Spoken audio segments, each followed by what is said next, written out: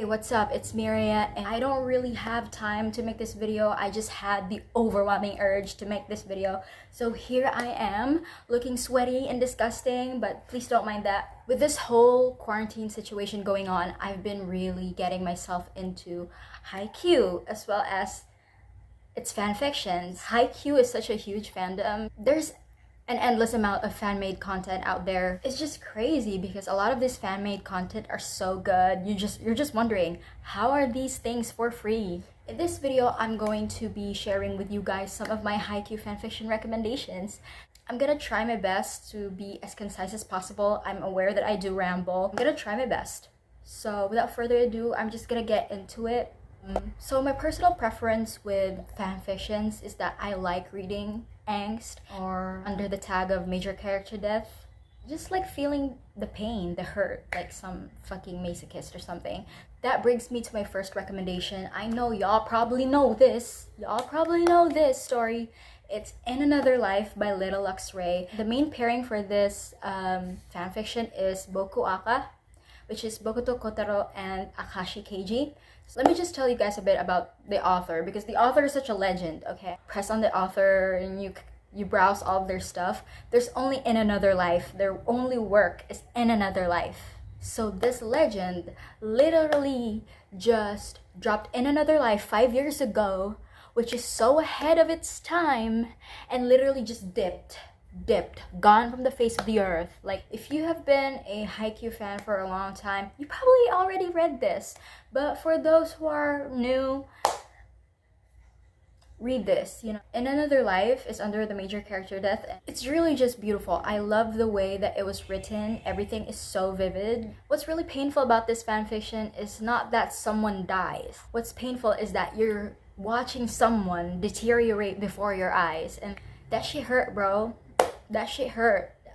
I just want to mention, like, the details about Cloud Atlas and stuff really contribute to how painful the fanfic is. They're not just thrown there just because. They're referenced throughout the whole entire story, and it contributes so much to the emotion that you feel, and it just makes you feel like you're living in it. So to give you guys a little bit of a teaser, the story starts with Akashi Keiji going to a hospital, and that's when he meets Bokuto, and the ball starts rolling into a lot of pain, crying. I'm gonna be posting, I think, something here just to let you guys see a little bit of what you're getting yourself into. That brings me to my next recommendation. So I know that In Another Life, if you've been in the fandom long enough, you already know this shit, you know? So I'm gonna recommend something that's also pretty well known. The pairing for this fanfic is Kuroken, which is Tetsuro Kuro and Kozome Kenma. And there's also a major character death in the shit. We just love to see it, right? So this fanfic is fairly new. I believe it's written this 2020 for Kuroken week. I believe, I'm not too sure. To give you guys a little bit of an overview of the story, it's a soulmate's AU, wherein the last words that you will ever hear from your soulmate gets tattooed in your body in the handwriting of your soulmate. They get the soulmate marks at a certain age.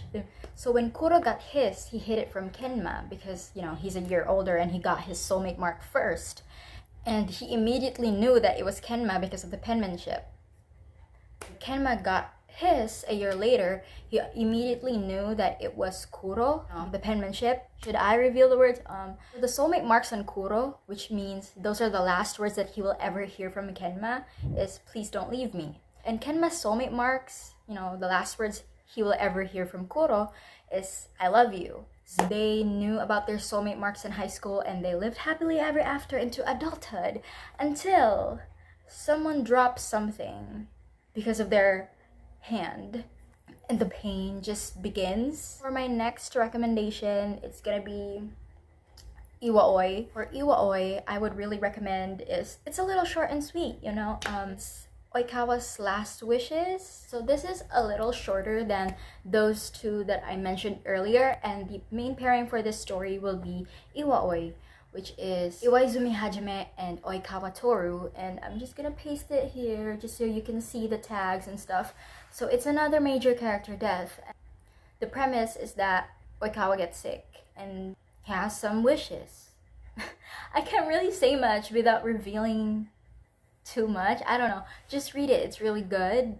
I literally bawled my fucking eyes in the scene with the Seijo team. So I really recommend you guys to read it. Oikawa's Last Wishes. My next recommendation is also Iwaoi. I'm gonna post the details here so you can read. It's called Timeless. We only have 30 days. The premise of this story is when you're about to die, you get these timer things. Usually they start at 50. Oikawa's like, I'm not telling anyone. He told Iwaizumi that he has like 30 days because he already wasted 20 days keeping it to himself. With those 30 days, they tried to do whatever Oikawa wanted. I love this concept. I love the things that the author just throws in there, like the lip balm, like the girl. Like, read it. Read it. I'm watching you. Read it. My next recommendation, 4 out of 6. It's a Daisuga fanfic, meaning it's Samamura Daichi and Sugawara Kushi. Suga gets sick. He has this little bucket list that he want to complete, and Daichi helps him with that bucket list. I'm afraid that maybe if I give you guys too much of a background, it would be a spoiler. So I'm just gonna show you guys the tags just so that you know what you're getting yourself into. Now it brings me to my next recommendation. This one doesn't have any major character death, but it's just as angsty as the rest. I feel like this one is super relatable to young adults like me. The title of this fanfiction is Vienna Waits for You. The author is an Asanoya god. If your main ship is Asanoya, go read this author's works. They're all amazing. It's long, but it's worth it because everything is dealt with very realistically. So Nishinoya really is in that limbo in his life. He's in college and he's like, I don't know what the fuck I'm doing with my life. Like, should I continue volleyball? Do something else? He feels like his best days are over. He feels like he peaked in high school. But this story makes him realize that, you know what? My best days are not over. I can definitely have great future ahead of me. The premise of this story is Nishinoya gets suspended from his college volleyball team for a month.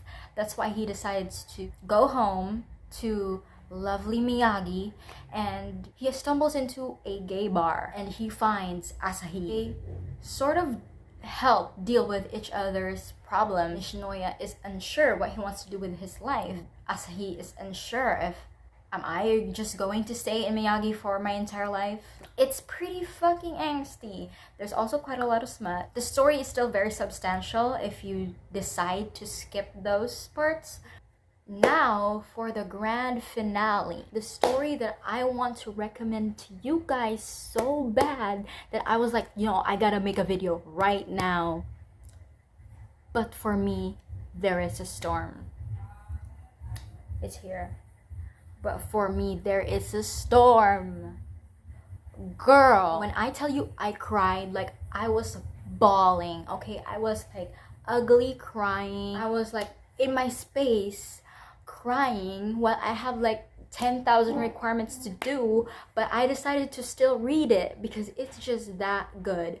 But for me, There Is a Storm is a Pacific Rim AU. If you know that movie, you already have a little bit of an idea what this is about. The main pairing would be Kagehina, Daisuga, Tsukiyama, Kuroken, Bokuaka in it, and there's also a little bit Asanoya, Iwaoi. As I said, this is a Pacific Rim AU. They battle kaijus and stuff. When you battle kaijus and gigantic monsters and gigantic robots, you're basically very vulnerable. You're very high risk to dying. Yeah. So, as you can see from the tag, there's major character death as well. And I want you guys to wait for chapter 7 to get your fucking life destroyed. Chapter 7 hurts. When I was like in chapter 7, I didn't know if I could go on. I'm too hurt right now, so I should stop, or I'm too hurt right now, so I should continue. I'm like stuck in there. It's very good. It's a little slow burn. It's long because you get to see everyone. You get to see Kagehina, Daisuga, like you get to see all of these ships interact, and you kind of get a taste of their dynamic.